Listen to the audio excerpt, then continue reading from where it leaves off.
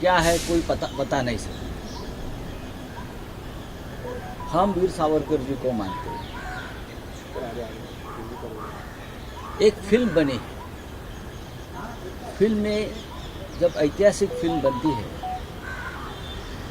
तो फिल्म का डायरेक्टर है, फिल्म का निर्माता है, स्टोरी राइटर है, अच्छा वो फिल्म कोशिश करता है कि जो सच है वो सामने। अब मोदी जी ने हमेशा 10 साल में बहुत से फिल्मों का मार्केटिंग किया है जो उनके लिए, उनके पार्टी के लिए, प्रचार के लिए फायदेमंद है। चाहे कश्मीर फाइल हो, चाहे ताशकंद फाइल हो, छावा हो, और भी कुछ फिल्में आई थी, चाहे मनमोहन सिंह के ऊपर एक फिल्म आई थी एक्सीडेंटल प्राइम मिनिस्टर। ऐसी सभी फिल्मों को इनकरेज करने का काम भारतीय जनता पार्टी ने और मोदी जी ने किया। उससे कुछ फर्क तो नहीं पड़ता है। अब छावा फिल्म आई है, छावा फिल्म के निर्माण में मोदी जी का या उनके पार्टी का कोई योगदान नहीं। एक फिल्म आई है और फिल्म का जो द एंड है उस बारे में लोग इमोशनल है। तो मोदी जी ने as a political leader, not prime minister, अपनी छलांग मार दी। लेकिन जो सच है वो सच है। मोदी जी ने, अगर गोरवलकर जी ने छत्रपति संभाजी महाराज के बारे में अपनी भूमिका व्यक्त की है तो मोदी जी की जिम्मेदारी है कि आप छावा फिल्म देखो। कहा था ना उधर दिल्ली में एक फिल्म आई है छावा, तो बताइए गोरवलकर जी का सबसे पहले निषेध करना चाहिए। जो लिखा था गोरवलकर गुरु जी ने वो गलत था संभाजी महाराज के बारे में, ये ठोक कर बोलना चाहिए, क्योंकि संभाजी राजे हमारी दैवत है। राऊत साहेब, आज एक मोठी बातमी आणि दुःखद बातमी आहे की बुलढाण्यातल्या शेतकऱ्यानं, कैलास नागरे या शेतकऱ्यानं पाणी मिळत नाही शेतीला या उद्विग्नतेतून आत्महत्या केली आहे आणि आत्महत्या करण्यापूर्वी त्यांनी मुख्यमंत्र्यांना एक चार पानी पत्रही लिहिलेलं आहे। त्यात त्यांची भावना व्यक्त केली आहे। शेतकऱ्यांच्या आत्महत्या अजूनही थांबत नाहीत, कालच मी हवेत विरलेली आहे। कालच मी त्या विषयावर बोललो। आज सामनामध्ये त्या विषयावर अग्रलेख आहे। सामना हे एकमेव दैनिक आहे, त्याच्यावरती कैलास यांच्यावरती अग्रलेख आहे। हे सरकार जे महाराष्ट्राचं आहे हे ढोंगी आणि दुतोंडी सरकार आहे। शेतकऱ्यांच्या प्रश्नावर, पाण्याच्या प्रश्नावर, अशा अनेक प्रश्नांवर हे आतापर्यंत त्या सरकारने तोंड उघडलेलं नाही। हे सरकार बाकी सर्व प्रश्नांवर बोलते, सगळ्या प्रश्नांवर बोलेल, राजकीय प्रश्नांवर बोलेल, व्यक्तिगत प्रश्नांवर बोलतील, विरोधकांवर बोलतील, पण शेतकऱ्यांच्या आत्महत्यांवरती हे सरकार बोलायला तयार नाही। बुलढाण्यातल्या ज्या तरुण शेतकऱ्याला, त्याला कृषी क्षेत्रातला पुरस्कार मिळाला, बरोबर ना, त्यानं राज्याच्या मुख्यमंत्र्यांशी, कृषी मंत्र्यांशी अनेकदा संवाद साधण्याचा प्रयत्न केला प्रश्नांविषयी, त्याला प्रतिसाद मिळाला आणि शेवटी वैफल्यग्रस्त होऊन त्याने आत्महत्या केली। ही फक्त एका कैलासची आत्महत्या नाही, तर सरकारने केलेली शेकडो शेतकऱ्यांची हत्या आहे त्याच्या माध्यमातून। कैलासच्या आत्महत्येचं पातक या सरकारवर आहे आणि या सदोष मनुष्यवधाचा गुन्हा कोणावर दाखल करावा, कैलास यांच्या, त्याचा खुलासा राज्याच्या मुख्यमंत्र्यांनी करणं गरजेचं आहे। आपल्या राज्यामध्ये शेतकरी आत्महत्या करतात आणि मुख्यमंत्र्यांना पत्र लिहून आत्महत्या करतात आणि असामान्य शेतकरी त्याने शेतीमध्ये अनेक बदल घडवायचा प्रयत्न केला, जलसिंचनाचे प्रयोग केले, शेतकऱ्यांच्या आंदोलनात तो सहभागी झाला आणि शेवटी सरकार काहीच करत नाही। हे सरकार निकम्म आहे फडणवीस, शिंदे आणि अजित पवारांचे, म्हणून त्यांनी आत्महत्या केली। याची लाज वाटत नाही का या सरकारला? हां, हे सरकार खोक्या बोक्या ठोक्याच्या मागे लागल्या, बरोबर आहे हो, CMच्या भाषेमध्ये। पण सरकार शेतकऱ्यांचे प्रश्न कधी सोडवणार, शेतकऱ्यांना दिलेली वचनं कधी पूर्ण करणार? आपलाच जाहीरनामा पुन्हा एकदा वाचावा अजित पवारांनी, शिंद्यांनी आणि मिस्टर देवेंद्र फडणवीस यांनी माफी मागितली पाहिजे या आत्महत्येवर की आम्ही जबाबदार आहोत या आत्महत्येला.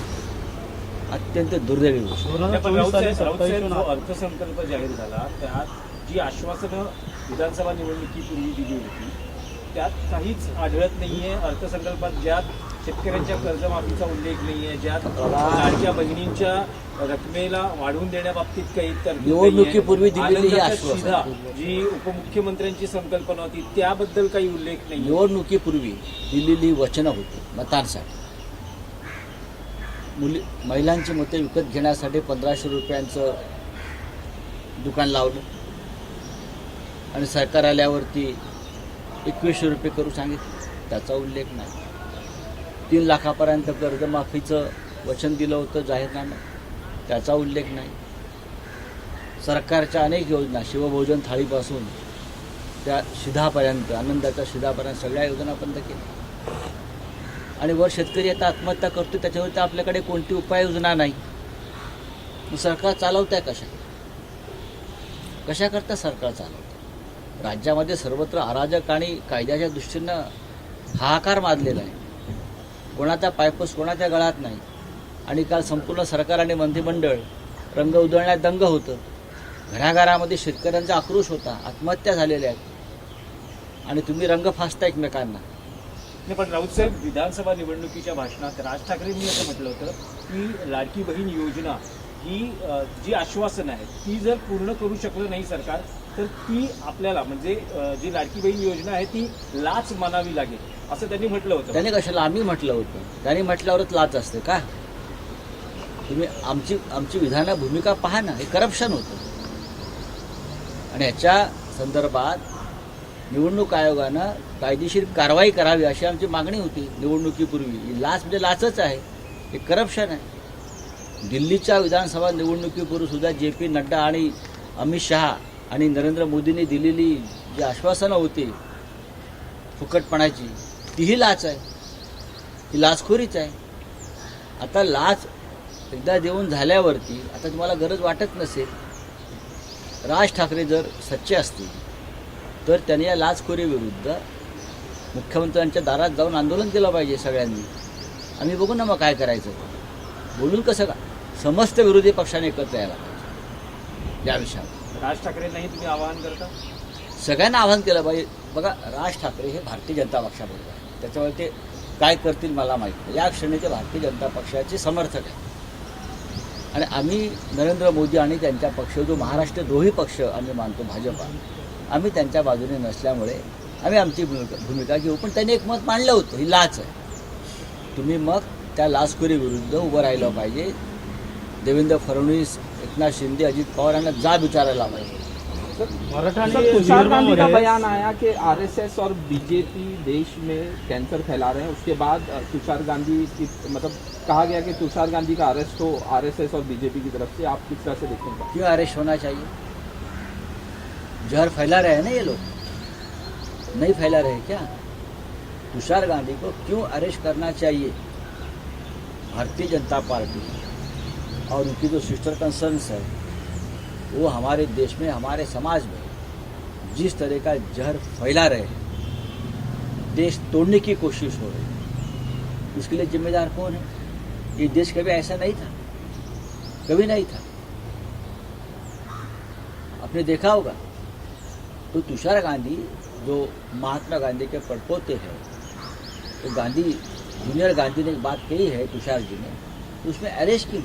क्या इस देश में इमरजेंसी लगी है क्या? एक आदमी रखता है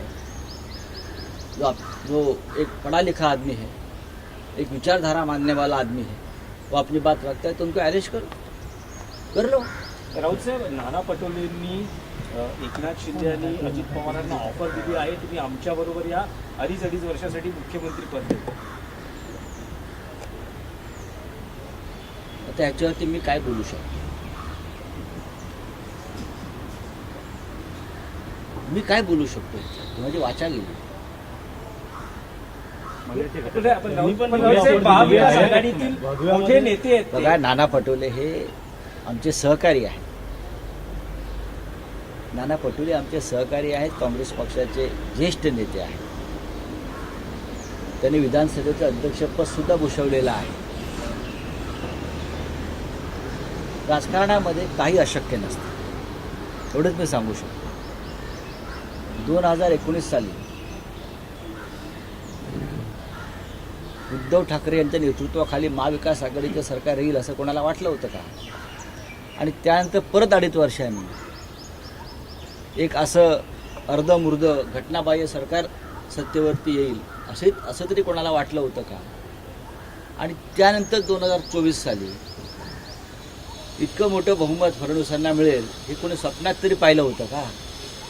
पण राजकारण आहे, राजकारणामध्ये सर्व शक्यता ज्या असतात त्याचा सकारात्मक विचार करून पुढलं पाऊल टाकायचं असतं, असं मानदारांचे जे आम्ही आहोत. आता आमच्या नानासाहेब पटोलेने जर कोणाला ऑफर दिली असेल आणि ती ऑफर जर स्वीकारली असेल तर आम्ही नक्की नाना पटोलेशी चर्चा करू. पण राऊतसाहेब, तुम्ही म्हणता की राजकारणात सगळं काही शक्य असतं. ज्या प्रकारचं राजकारण या महाराष्ट्रात सुरू आहे सध्या आणि ज्या घडामोडी आम्ही पडद्यामागे घडताना पाहतो आहोत, जे रुसवे फुगवे आदळआपट उघडपणे दिसते आहे, नाना पटोलेंनी लवकर भांडं वाजवलं, त्यांनी थोडं थांबायला पाहिजे होतं. नाही, पण राऊतसाहेब, तुम्ही म्हणजे शिवसेना युबीटी एकनाथ शिंदेंना सोबत घेऊन काही होऊ शकतं, म्हणजे राजकारणात काही होऊ शकतं असं ना, तुम्ही तुमचा म्हणता. प्रश्न चुकीचा आहे. उद्धव ठाकरे एकनाथ शिंदे एकत्र येऊ शकतात. हा प्रश्न चुकीचा आहे तुमचा, हा प्रश्नच चुकीचा आहे. मी एवढंच म्हणेन, राजकारणामध्ये महाराष्ट्राच्या सध्या देशाच्या, मी असं म्हणतो की साधारण वर्षभरानंतर देशातलं राजकारण बदलणार आहे. तुम्ही म्हणाल कसं, मी म्हणे थांबा, तसंही म्हणतो थांबा. विकासाच्या रंगीवर एकनाथ शिंदे असं म्हणतायत की विरोधकांनी विकासाच्या रंगात सहभागी व्हावं. भगवा रंग हा कुणाचा द्वेष करत नाही, सगळ्यांना सोबत घेऊन चालतो. त्यांचा भगव्या रंगाशी संबंध नाही. एकनाथ शिंदे यांचा भगव्या रंगाशी काडी मात्र संबंध नाही. भारतीय जनता पक्षाच्या ताटाखालचे मांजरं झालेले जे लोक आहेत बरं का, त्यांच्या हातात भगवा नाही.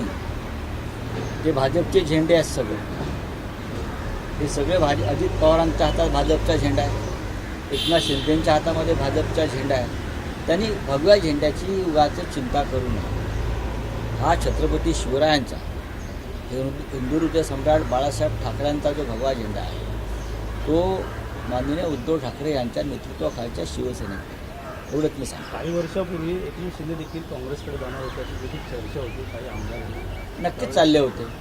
त्यामुळे ती ऑफर पृथ्वीराज चव्हाणांना एकदा मुलाखत घ्या तुम्ही. आता अहमद पटेल नाही आहेत, अहमद पटेल आता नाही आहेत, त्याच्यामुळे मला फार त्याच्यामध्ये चर्चा करायचं नाही. का जी व्यक्ती साक्षीला उपस्थित नाही आहे साक्ष द्यायला. आता अहमद पटेल आणि कोणाशी काय चर्चा पहाटे झाल्या होत्या दिल्लीत, हे सगळ्यात जास्त मला माहिती. राऊतसाहेब, महाविकास आघाडीतले तुमचे सहकारी जयंत पाटील यांचं नेमकं चाललंय का? त्यांचं उत्तम चाललेलं आहे. जयंतराव पाटलांचं उत्तम चाललेलं आहे. ते म्हणतात माझं काही खरं नाही. शक्तीपीठातल्या शेतकऱ्यांना जे आश्वासन देत होते त्या भाषणात त्यांनी असं म्हटलं होतं की माझं काही खरं नाही. जयंत पाटील हे महाविकास आघाडीचे सगळ्यात महत्त्वाचे नेते आहेत. जयंतराव पाटील हे माननीय शरद पवार साहेबांचे अत्यंत विश्वासू सहकारी आहेत आणि आमचेही सहकारी आहेत. जयंत पाटला संदर्भात आमच्या कोणताही अफवा पसरवू नका, कायद्यानं कारवाई करू. त्यानंतर सध्या सुधीर मुनगंटीवार हे उद्विग्न असे दिसत आहेत. विरोधी पक्षाची चोख भूमिका बजावतात. बजावतात. जेवढे विरोधक बोलत नाही तेवढे भाषणात आहे. सुधीर मुनगंटीवार. नाना पटोले साहेब जे म्हणतात आमचे बरं का, जी का ऑफर दिली आहे त्या ऑफरमध्ये सुधीर भाऊ आहेत त्या चेक करायला. विरोधी पक्षनेते पदाची ऑफर आहे का त्यांना?